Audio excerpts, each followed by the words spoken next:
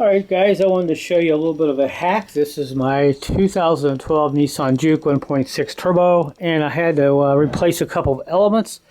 A couple of them came off, and I'm not sure where. The beauty is, I didn't have to pull the CVT out to do it. And I'll give you a quick look here. I got the engine motor mount kind of hanging down, and I got the variator and stuff out like here. On this side, there's a pan that goes back on the side over the case.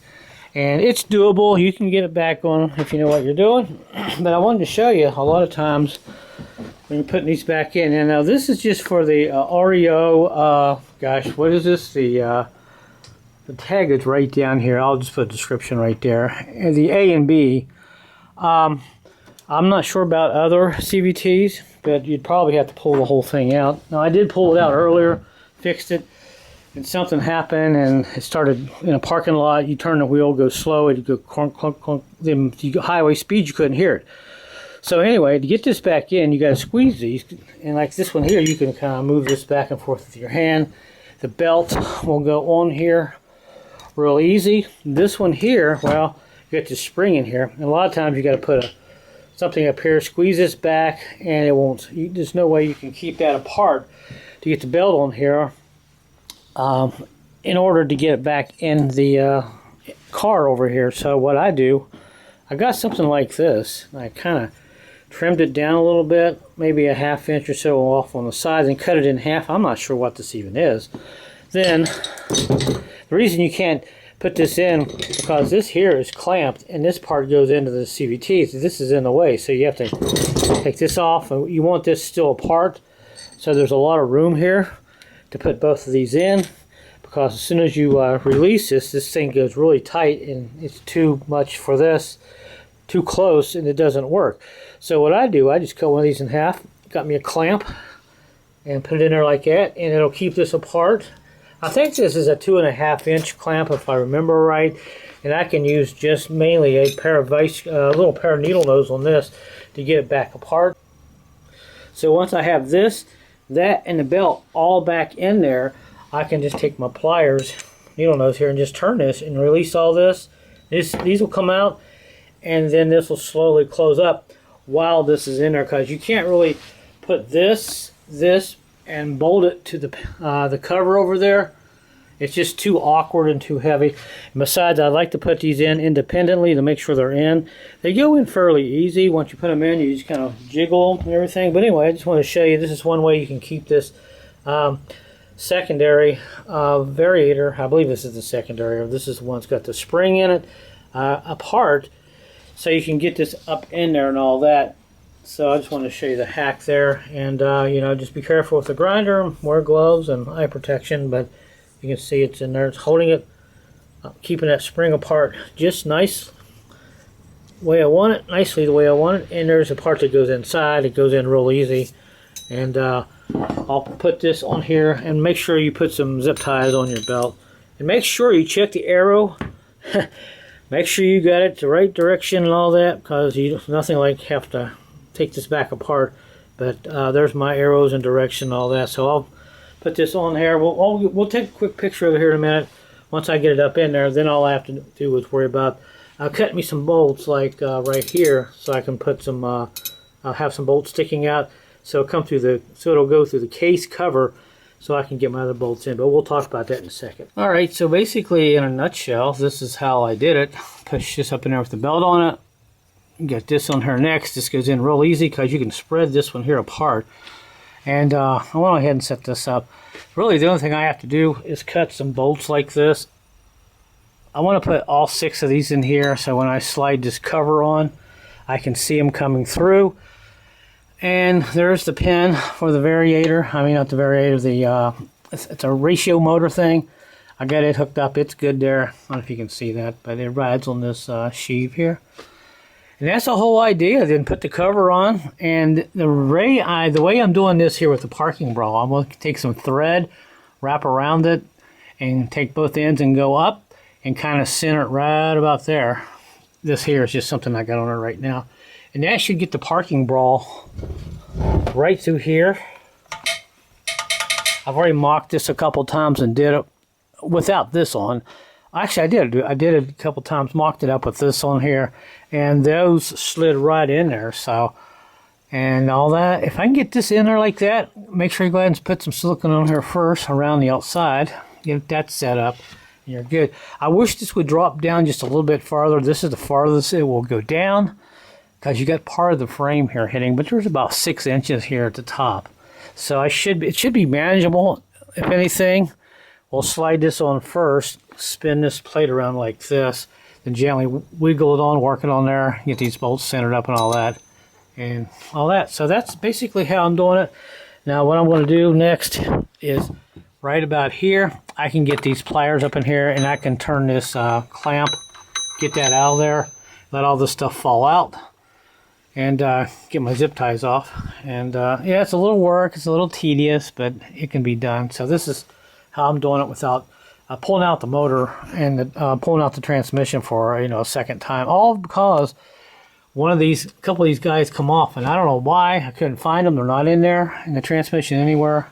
I'd probably have to do a complete full tear down of this CVT to actually find them, but you would have thought they would have just fell down here somewhere simple, but I don't know. But anyway, that's why I'm doing all this. All right, so let me go ahead and get the rest of this on there. All right, I got it on there. I got all the junk laying right there that I took off. It's not pretty. See all the zip ties and the clamp. But now I can put my case on there. Got my spring here. This is all set up. And I'm going to put a piece of thread on this parking brawl right about there. Hang it from the top. Then when I get the case on, all I got to do is untwist it and just pull the whole thing out. Wrap it around this a couple of times. It'll hold it. And this turns easy, really. You got my arrows up there. Because when this is in the case and it's flipped around the other way, the arrows point the other way. But so now the only thing I have to do, I need to make 5 more of these. Just cut the heads off on these bolts and stick them in here like this. And when I put that case on, I'm going to have all this lined up. So I should be able to just tap it on there slowly, and it should go back in, and these here should self-center in here, which is kind of nice. I got my shim in here, the seal's good there, and everything else is good. So like I said, it turns real easy. So I'm just going to push on this a little bit more, make sure it's in there as far as it'll go. And I think we're good. And you can see there's one of the sensors, speed sensors right there. The other one's back up and behind here, and it was okay. So that's how I'm doing it. So I'll come back here once I get the case on, and maybe 5 or 6 of you can use this info.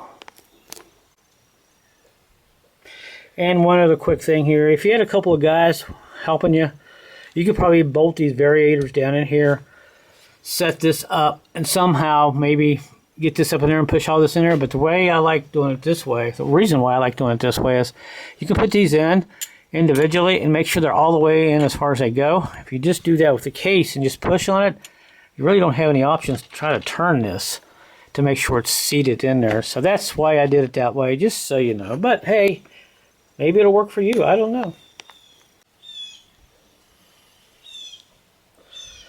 Alright, there's a look at the clamp. Now, how I got this started, I got a little socket extension.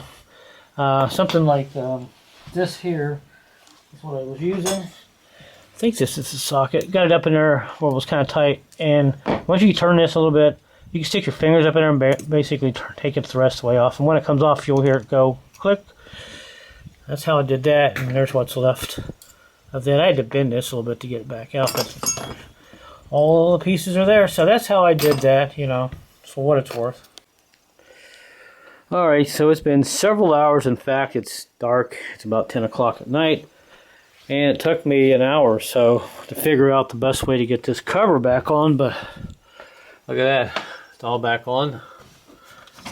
Get some light there. And I went and bought some bolts and cut the heads off.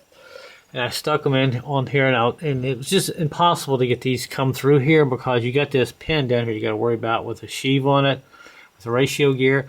And I had to worry about the parking brawl up here. I had to make sure I got that lined up. The time I did all that, it was just, getting these bolts in there. I couldn't make it work. So what I did, I put the thing on without any of these bolts. And I put the parking bra in. When it went in, I heard it go click. So I know it's in there, hopefully. We'll find out. And ended up making sure I got the spring on the little sheave down here, this little ratio thing. That was pretty important. I held my hand down here and kind of lined the pin up and everything. But all the bolts are back in it and everything. Now, how did I get these 3 bolts back in here? Well, this one here, I took a screwdriver with the bolts out. And you can actually go in there and just spin it around, and these bolts will line up. Or you can take a small magnet like I got here. I used a small magnet, stuck it in the hole, and kind of grabbed that piece that's in there. And that piece that's in there, I have it here somewhere. I have an extra one. I wanted to show you what it was actually kind of like. But once I got it lined up and everything, it went in. Let me see if I can find it. And it's a small magnet like this, and what you do, you stick it through the hole here. And eventually you can catch this, and then you can take a screwdriver to the hole and maybe spin it around. But really, you don't even need it to do much. But what you can use it on over here is on this side. These 3 bolts, you got one here, got one here, and one up here. I had to take a piece of wire and stick it in the hole and try to move this piece around enough until it kind of got centered. Then I took a screwdriver in there and kind of centered it up. And I started my bolts like over here and over here, or you can put your screwdriver down here and put your bolts in. It's just a pain in the you-know-what. I mean, I was almost tempted to pull this thing back out, but it did work. My theory did work, but you're going to struggle with these 3 bolts on this side. These are pretty easy. I mean, the piece is just right there. It's lined up. You just got to spin it around a little bit. But I did attempt a couple pieces of wire, got in here, got in the hole, and kind of like did that. And I'd hear it rattling. And eventually, it actually got it moved over here, and I can see it centered up. And I took a screwdriver, like I said, and centered it up, like on here, and got it centered up in there on the back side. Put my bolts in. I know it's not very scientific, but you know it worked for me. But you're almost ahead to pull out the CVT to fix this side. Now on this one over here, this piece is kind of like this. It's flat on this side. But you see how that's, it's got a little place here that comes up. Well, on this side, it's actually like this. This one here comes up like that, and it goes into these holes in the back. So why it's like that, I have no idea. And I double-checked the video when I tore it apart, and that's the way it was. But anyway, it's all done, and all I got to do is take my transmission pin off real quick, because it's easy to do now, because part of the frame, I had to take out the A-frame. I don't know if I said anything, but the A-frame is pretty easy to take out.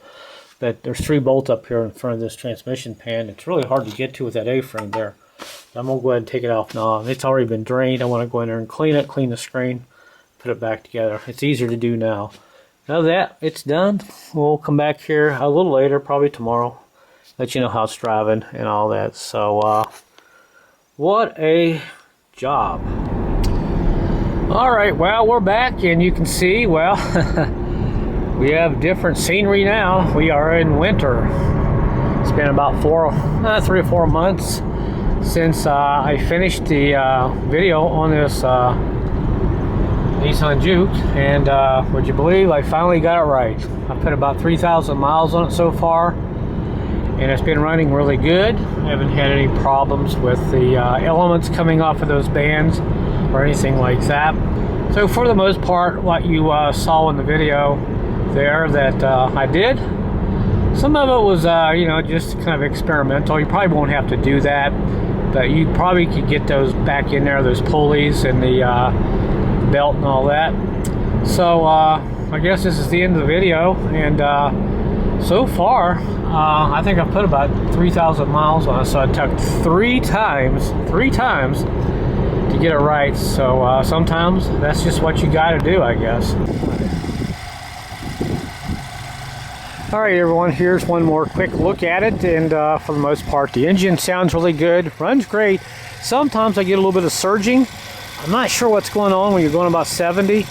It kind of jerks a little bit. I don't know if the injection pump is getting bad, but I have no codes, and when it sets and idles, when it's warm up and everything, you can see the RPM kind of jump up a little bit and jump down maybe 400 or 500 RPM, but other than that, if I find out what the issue is, I'll make a video on that, because there's a lot of talk in the forums about that surging on these Nissan engines, and the turbo seems to be okay, so I don't know. But other than that, there's a nice look at it. The engine sounds good, no leaks or anything like that. So until my next video, guys, thanks for watching, and I'll see you later.